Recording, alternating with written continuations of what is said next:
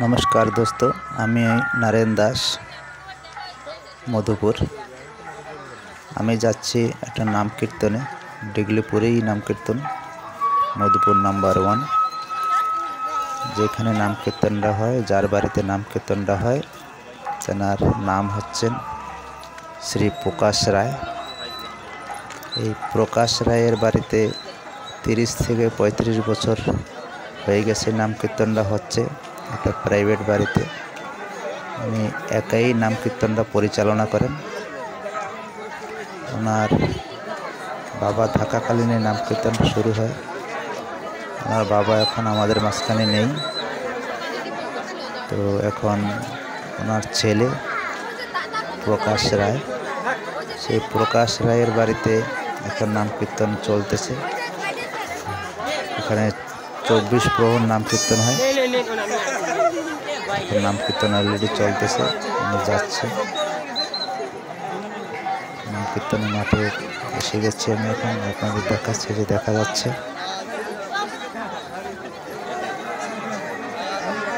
এখানে ভক্তবৃন্দরা সেবায় বসে গেছে।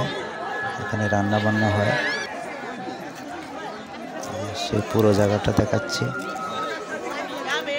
প্রকাশ রায়ের বাড়িতে 30 থেকে 35 বছর হয়ে গেছে এই নাম কীর্তনটা হচ্ছে। এখন 2025। এখন দেখা যাক আর কতদিন চলে নাম কীর্তনটা। আশা করা যায় আরও চলবে, কেন কি প্রকাশ রায় বাবা থাকাকালীন নাম কীর্তন শুরু হয়।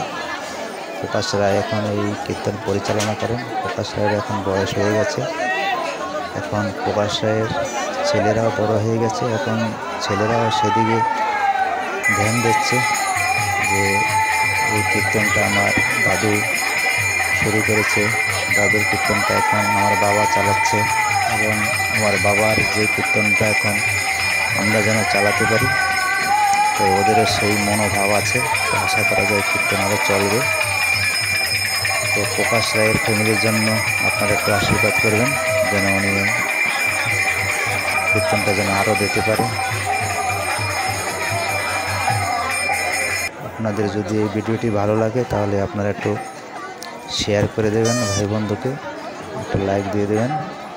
আর আপনারা যদি আমার চ্যানেলে কেউ নতুন হয়ে থাকেন তাহলে আমার এই চ্যানেলটাকে সাবস্ক্রাইবার করে দেবেন।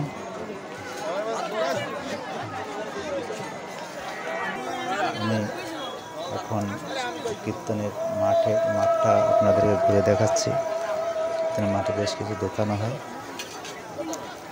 তো ঠিক আছে বন্ধুরা, আজকের মতো এখানে রাখছি।